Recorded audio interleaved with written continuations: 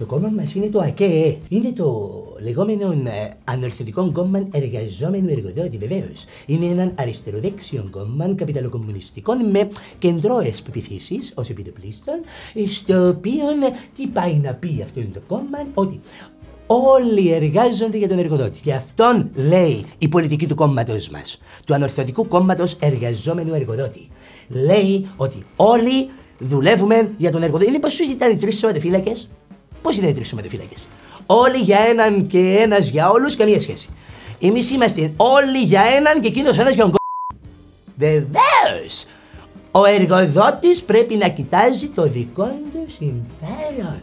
Δεν θα κάτσει να ασχοληθεί τώρα αν ο υπάλληλος θα βγάζει πέρα μες στο μήνα. Δεν θα κάτσει να σκεφτεί αν ο υπάλληλος θέλει ματσέρδεται, θέλει πατσέρδεται, θέλει πατσέρδεται. Μάθετε να μου ποντούν τα να μην καστρώνεστε. Να μην καστρώνεστε. Να αγοράζετε 2,5 ευρώ τα προφυλακτικά για να γλιτώνετε 18 χρόνια εξόδων.